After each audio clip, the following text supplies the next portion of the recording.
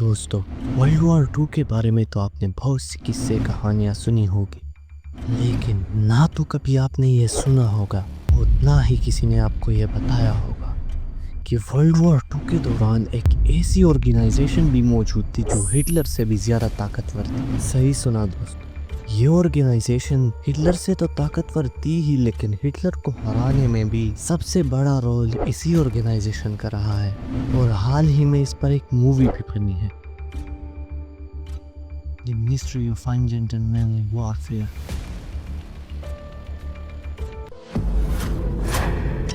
We're losing the war. Hitler is not playing by the rules, so neither are we. If I'm to do this on... This is an unsanctioned, England will be condemned. You and your operation are reckless.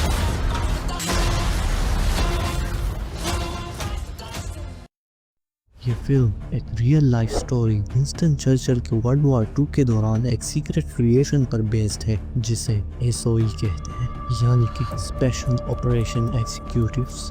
इस film में ये दिखाया गया है कि SOE ने मुख्तलिफ soldiers को रिक्रूट किया और फिर उसे अपने दुश्मन की जासूसी करने के लिए भेज दिया। इस फिल्म में ये भी दिखाया जाता है कि मुख्तलिफ बैकग्राउंड्स के मैन और वुमेन इनोवेटिव टैक्टिक्स यूज़ करते हैं और ब्रेवरी से काम लेकर नाजी पार्टी को डिस्ट्रक्ट करते थे और इस तरह वो लाइव वार को सपोर्ट करते। लेकिन क्या है इसकी असल रियलिटी, क्या है इसकी असल हकीकत? इसे सिर्फ इस एक ऑर्गेनाइजेशन ने दुनिया के सबसे ताकतवर इंसान एडोल्फ हिटलर को तबाह और बर्बाद कर दिया। आइए समझते हैं इस वीडियो में।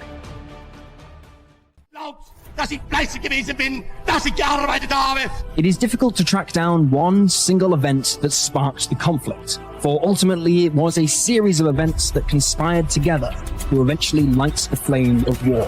The world's most hated treaty, the Treaty of Versailles, thus starting World War II in 1939. The whole world is against Hitler.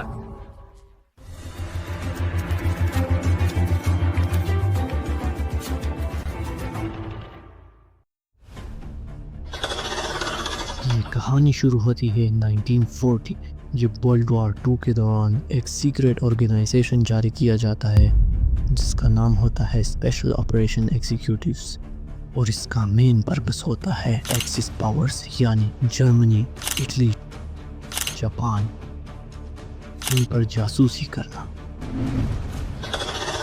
1940 में जब फॉल ऑफ फ्रांस होता है तो प्राइम मिनिस्टर विंस्टन चर्चिल, जो उस वक्त के यूके के प्राइम मिनिस्टर थे, वो ह्यू डाल्टन, जो ब्रिटिश लेबर पार्टी के इकोनॉमिस्ट और पॉलिटिशियन थे और 1945 से लेकर 1947 तक ब्रिटिश खजाने के चांसलर भी रह चुके थे। उन्होंने उसे एसओई बनाने का कहा और साथ में ये इंस्ट्रक्शंस भी थी कि set Europe place by helping local resistance movements, यानी लोकल रेजिस्टेंस मूवमेंट्स की मदद से यूरोप को आग लगा।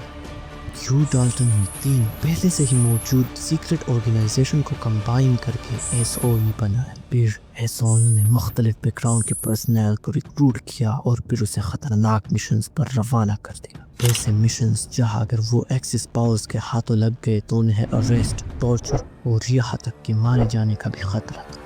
इन एजेंट्स को नाजी ऑक्युपाइड कंट्रीज में भेजा गया। इस दौरान इन्होंने बहुत से ऑपरेशंस किए जिसमें से कुछ सक्सेसफुल रहे और कुछ अनसक्सेसफुल रहे।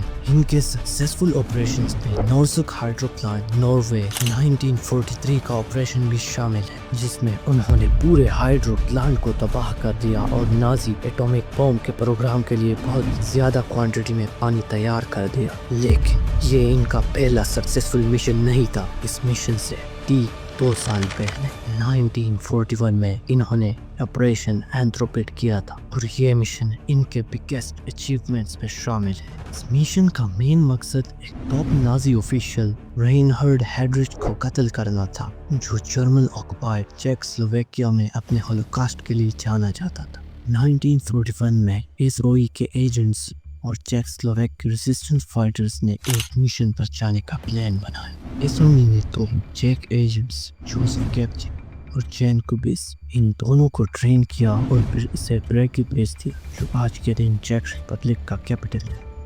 1942 को उन्होंने रेनहार्ड हेड्रिच के कार पर हमला किया, लेकिन उनका सामना एक बहुत ही स्ट्रॉन्ग एसएस गार्ड से हो रहा, इसलिए ग्रेनेड इस्तेमाल करने के बावजूद भी रेनहार्ड हेड्रिच सर्वाइव कर गया, लेकिन बाद में कुछ इंजरीज की वजह से मर गया। उसकी कत्ल की वजह से नाजी हुकूमत को बहुत बड़ा धचका लग गया और इसका बदला लेने के लिए उन्होंने चेक शहरियों पर बहुत बड़ा जुल्म किया और उन्होंने एक लेड्स नामी गांव को भी तबाह कर दिया। इस ऑपरेशन के बाद जर्मनी ने यूरोप का बहुत ज़्यादा एरिया कब्जा कर लिया था और एसओई का काम ही इसको कंट्रोल करना था। इसके नतीजे में यूरोप में फिर से एक ऑपरेशन जारी कर दिया।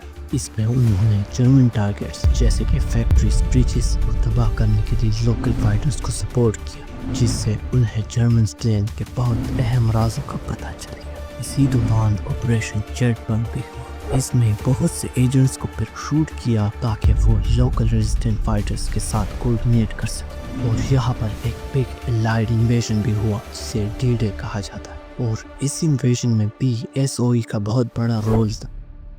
उन्होंने दुश्मन के खिलाफ ऑपरेशंस कंडक्ट करके और फ्रेंच रेजिस्टेंस की मदद करके नॉर्मांडी में डी-डे लैंडिंग्स को सपोर्ट किया, लेकिन ये सब काम इतना आसान नहीं क्योंकि यहाँ पर बहुत से चैलेंजेस का सामना करना पड़ता है, जैसे कि अगर पकड़े गए तो टॉर्चर होने या मारे जाने का खतरा होता है। वो अपना हर काम बेहद एहतियात से करते ताकि उनको कोई लोकल जर्मन ट्रेडर पहचान ना ले, लेकिन इन सब कामयाबियों की वजह उनके स्पेशलाइज्ड वेपन्स और गैजेट्स भी थे। उनके वेपन्स बाकी मिलिट्री के वेपन्स से बहुत पावरफुल थे। इनमें एक्सप्लोसिव डिवाइसेस भी थे जो उन्हें ऐसे मिशंस में काम आते जहां उन्हें डिस्ट्रक्शन करना। पास कवर्ड कम्युनिकेशन डिवाइसेस थे जिनमें छोटे रेडियोस और मोर्स कोड इक्विपमेंट्स थे जो उन्हें लाइट कमांड्स और रेजिस्टेंस नेटवर्क के साथ कम्युनिकेट करने के लिए एक महफूज सोर्स थे। उनके पास डिस्गाइज इक्विपमेंट्स भी थे जो उन्हें ज़्यादा लोगों में छुपने में मदद देते। उनके पास बहुत से स्पेशलाइज्ड वेपन्स भी मौजूद थे जैसे कि पिस्टल्स, सब मशीन गन्स और फायर आर्म्स भी मौजूद थे जो वो अपने सेल्फ डिफेंस और असैसिनेशंस के लिए इस्तेमाल करते थे। और यहाँ तक कि उन लोगों के पास कटिंग और लॉक पिकिंग जैसे इक्विपमेंट्स भी मौजूद थे और इसी इक्विपमेंट्स ने उनको मदद दी इतने सारे सक्सेसफुल ऑपरेशंस कंडक्ट करने में। और इसी वजह से उन्होंने फार ईस्ट में भी फोर्स 136 के जरिए ऑपरेशंस किए। फोर्स 136 बेसिकली एसओई का ही एक ब्रांच था। फोर्स 136 1942 से लेकर 1946 तक रहा और इसका मेन मकसद भी सेम था कि ये रेजिस्टेंस मूवमेंट्स को सपोर्ट करे, जासूसी करे और साउथ ईस्ट एशिया में लाइट ऑपरेशंस को जापानीज फोर्स के खिलाफ तैयार करे। फोर्स 136 की ज़रूरत इसलिए हुई क्योंकि जापानीज एम्पायर 1941 से लेकर 1942 तक अपने हुकूमत को साउथ ईस्ट एशिया में बहुत तेज़ी से एक्सपेंड कर रहा था और सिंगापुर, मलेशिया, बर्मा और डच इंडीज़ के टेरिटरीज को कैप्चर करता चला जा रहा था। जब एलाइज को इस बात का पता चला तो उन्हें एक स्पेशलाइज्ड यूनिट की ज़रूरत ताकि वो जापान के ऑक्यूपेशंस को काउंटर कर सके। फिर उन्होंने मुख्तलिफ नेशनलिटीज़, ब्रिटिश, ऑस्ट्रेलियन, न्यूजीलैंडर, इनसे मुख्तलिफ पर्सनल को इनमें शामिल किया और साउथ ईस्ट एशिया में सिंगापुर, मलेशिया और चाइना के आम लोगों को उनके लैंग्वेज स्किल्स और लोकल लैंग्वेज के बिना पर इनमें शामिल किया। पहला ऑपरेशन सिंगापुर और मलाया में हुआ। उन्होंने लोकल रेजिस्टेंस ट्रूप्स और एंटी जापानीज आर्मी को सपोर्ट किया जिसे चिन पैंग लीड कर रहे थे। इन सब ने मिलकर जापानीज एम्पायर के खिलाफ सबोटेज मिशंस कंडक्ट किए। दूसरा मिशन उन्होंने बर्मा में कंडक्ट किया। बर्मा में फोर्स 136 ने बर्मा इंडिपेंडेंस आर्मी के करीब काम किया जिसे बाद में बर्मा नेशनल आर्मी का नाम दिया गया। इस आर्मी को लीड कर रहे थे आउंग सेन और आउंग सेन को फादर ऑफ मॉडर्न म्यांमार भी कहा जाता है। उन्होंने लोकल फोर्सेस को ट्रेनिंग, वेपन्स और स्ट्रेटेजिक गाइडेंस देकर जापानीज आर्मी के खिलाफ सपोर्ट किया।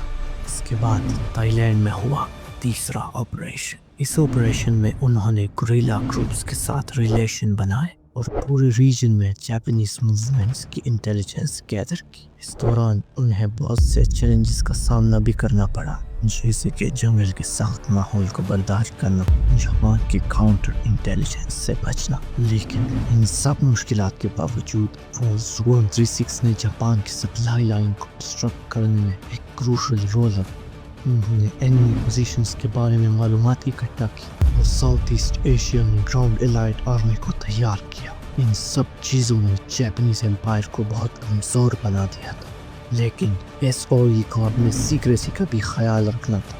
لیکن یہ سیکریسی اور ڈسکریشن اتنی امپورٹنٹ کیوں تھی کہ وہ اپنا ہر کام چپکے سے کرتے تھے؟ اس کے پیچھے بھی کچھ ریزنز ہیں. چونکہ SOE کا ہر ایک مشن ہائیلی سینسیٹیو تھا، اس لیے اگر وہ اپنی سیکریسی میں کمپرومائز کرتے تو ان کا مشن اور ان کی جان خطرے میں پڑ سکتی تھی. اور ان کے دشمن یعنی ایکسس پاورز، ان کے پاس ایکسٹینسو انٹیلیجنس نیٹورکس موجود ہوتے تھے. اور اس حالت میں وہ ڈیٹیکشن کو اوائڈ نہ کرتے، سیکریسی کو مینٹین نہ کرتے تو ان کو کیپچر یا ایلیمینیٹ کرنے کا خطرہ ہوتا تھا. اور اس سیکریسی کا ایک یہ بھی فائدہ ہوتا ہے کہ اینمی پر سرپرائز اٹیک کر سکتے ہیں، کیونکہ اینمی کو معلوم ہی نہیں ہوتا کہ یہ میرا دشمن ہے، اور اس میں ان کو اپنی ڈیفنس تیار کرنے کا موقع بھی نہیں ملتا. اور اسی وجہ سے جاپان بہت کمزور ہو چکا تھا. اور 2 ستمبر 1945 کو جاپان نے سرنڈر کر دیا اور اس طرح ورلڈ وار